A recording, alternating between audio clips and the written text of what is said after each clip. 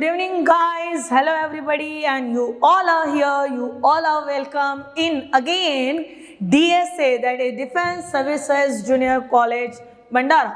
Now today we all are here to discuss our second part. Now second part, तो मैंने good evening बोला यार आज आपको, हमेशा गुड मॉर्निंग वेलकम ऐसे कहते कहते आज गुड इवनिंग क्यों बोला, वही सेम कारण। मॉर्निंग में लाइव सेशन कर चुके, बट अगेन वो बच्चे जिनको कहीं पे भी थोड़ी सी भी दिक्कत गई है, नेटवर्क इशू गया है, वो बच्चों के लिए फिर से एक बार फिर से वही कहानी दोहराने मैं यहाँ पे प्रोफेसर आरटी आपके लिए मिलने आई हूँ, लेके खजाना किस चीज़ का।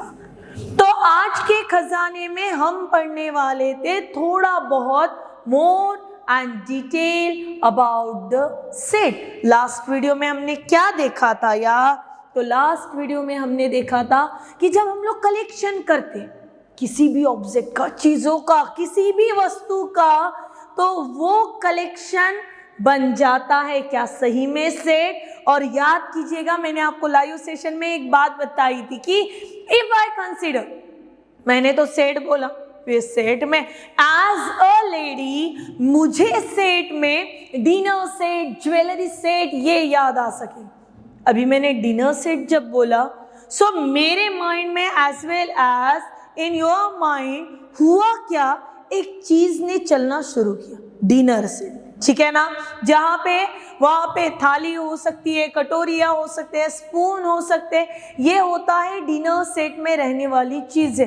मैंने ज्वेलरी सेट बोला, तो अभी ज्वेलरी सेट में मेरे पास क्या रह सकता है, तो वहाँ पे इयर रिंग्स रह सकते हैं, रिंग्स रह सकते हैं, बैंगल्स रह सकती है। तो सेम लाइक दैट, क्या मैं डिनर सेट में अपना एक आधा नेकलेस डाल दूं तो वो बात सही रहेगी? क्या मैं ज्वेलरी सेट में कप ऑफ डाल देती हूँ, 2-4 कप उसमें डाल दिए, या तो होगा क्या जो हम लोगों ने बचपन में पढ़ा कि find, pickup, odd one out, ये नाटक वैसा हो जाएगा। इसीलिए जब हम लोगों ने अबाउट द सेट जाने तो हमने बड़े ही क्लियर तरीके से माइंड सेट कर दिया कि सेट में कलेक्शन ऑफ एन ऑब्जेक्ट लगेगा, चीज़ों का कलेक्शन लगेगा, पर ये चीज़ों का कलेक्शन कैसे लगेगा? वेल डिफाइन लगेगा, जो अच्छे से बतला सके, जिसको हम लोग कहने वाले हैं well defined collection of an object is called a set. और एलिमेंट्स किसे कहते हैं?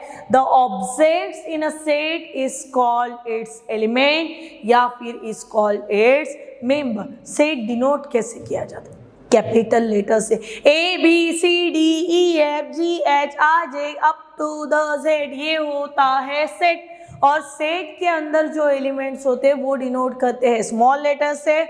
ऑलरेडी ये स्लाइड आपको पार्ट 1 में हो चुकी है बेटा। और अगर कोई एलिमेंट दिए हुए सेट में है, ये बतलाने के लिए जो सिंबल यूज होता है दैट इज बिलोंग्स टू, और सेट में नहीं है, ये बतलाने के लिए जो सिंबल होता है that is does not belongs to.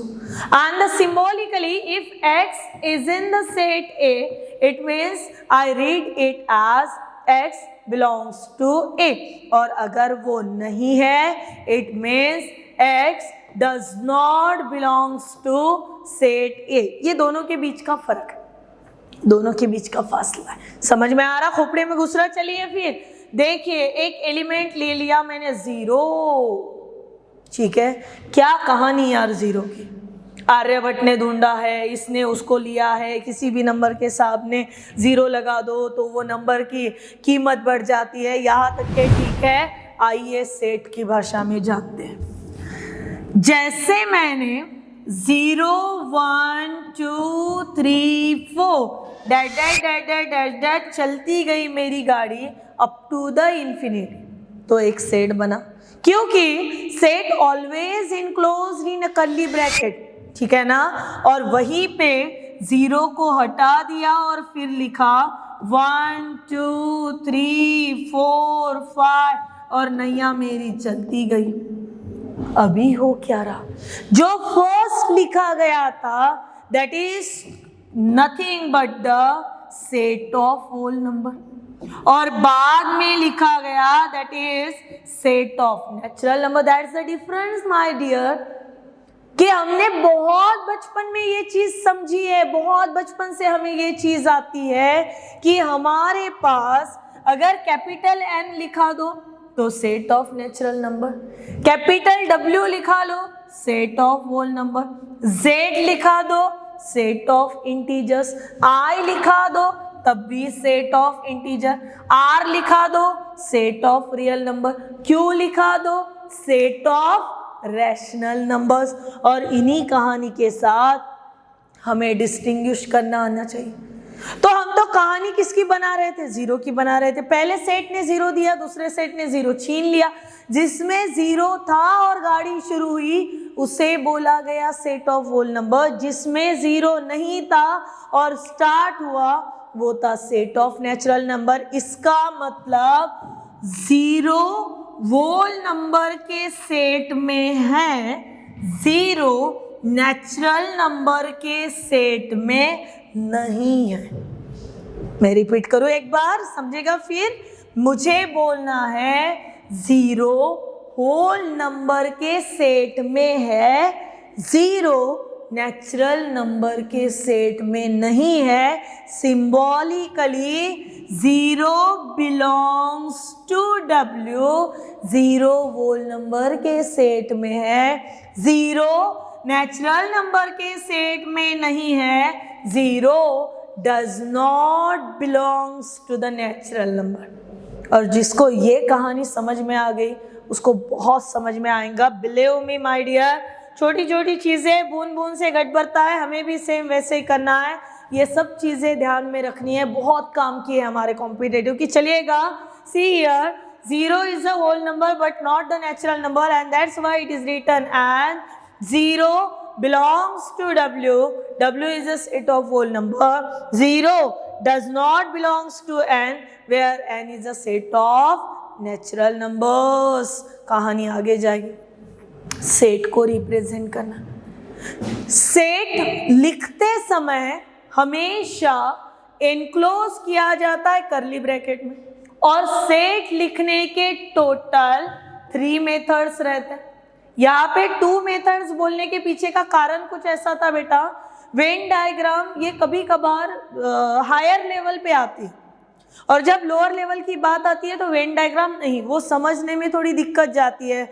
Intersection करो, यूनियन करो, और उसी वजह से 2 मेन होते हैं। पर हम लोग जब प्रिपरेशन कर रहे हैं NDA, JEE की, CET की, तो हमको ये नॉलेज होना ज़रूरी है एंड दैट्स व्हाई ये होना ज़रूरी है। नाउ सी क्या होता है, रोस्टर, टेबुलर या listing method, second set builder, rule या फिर property, and third one Venn diagram. तो आइएगा देखते हैं क्या खास बात है हर एक फॉर्म में। सबसे पहले रोस्टर मेथड। रोस्टर मेथड में कहानी कुछ ऐसे बनती है कि रोस्टर मेथड में लिखते समय आपके एलिमेंट्स एनक्लोज किए जाते हैं ब्रेसेस में, जिसी को कहा जाता है बेटा कि करली ब्रैकेट में, और सेपरेट किए जाते हैं बाय यूजिंग द कॉमास। जो भी लिखा गया है उसको कॉमा दे के सेपरेट किया जाता है। सही चीज। अभी देखिए, मैंने बोला A is a set of elements या फिर set of letters in the word. कौन से वर्ड में कहा है? एक वर्ड होना, मुझे कोई भी एक वर्ड लगेगा। तो इस एक वर्ड में मैंने ले लिया स्कूल, ठीक है। अभी क्या करने की बात करें हम लोग? That is we representing the set A such that set of letters in the word school. अभी स्कूल में कौन से लेटर्स आए वो देखिएगा। सबसे पहले S, then C, then H, O और उसके बाद L। जहाँ पे लेटर रिपीट हुआ वो रिपीटेड लेटर हमने नहीं लिया, और जब कभी भी अल्फाबेटिकली हम लोग टर्म्स देते हैं तो इसका मतलब ये होता है ये बन गया हमारा कौन सा फॉर्म बेटा, तो रोस्टर फॉर्म। इसी रोस्टर फॉर्म को सेकंड नाम एनडीए प्रिपरेशन करे, जेडबल करे, सीईटी करे तो दूसरा नाम याद रखना है, किसी को टेबुलर फॉर्म बोलना, इसी को लिस्टिंग मेथड बोलना, जहां पे numbers separated by using the commas and enclose in a braces या फिर इन द कर्ली ब्रैकेट्स। क्या दो चीजें यहाँ पे याद रखोगे, ये एग्जाम्पल देख लो, that is the set of all the days in a week, तो Sunday, Monday, Tuesday separated again by the commas. Then next one, C क्या है, the set of all the vowels, अभी all भी बोले और सिर्फ vowels भी बोले तो भी आपके इंग्लिश में सिर्फ 5 ही है, 26 लेटर्स में 5 हो गए vowels, बचे हुए जो आपके लेटर्स है that is 21, that all are the consonant। अभी मुझे कौन आएगा, ए ई आई ओ यू, ये लिखते समय अगर एक आधा लेटर मिस हो जाता है तो डोंट वरी, उसको बाद में लिखो। ये कौन बता रहा, तो नोट्स बता रहे हैं हमें। क्या चीजें याद रखनी है कि if the elements are repeated they are written only once, 10 बार आए चाहे 2 बार आए चाहे 4 बार आए, आपने एक ही बार लिखना है। सेकंड चीज, while listing the elements of the set, the order which of the elements is listed is immaterial, उसको बहुत बड़ा फर्क नहीं पड़ता अगर सीक्वेंस बिगड़ा तो, same like that school. And the next second method that is the set builder form method।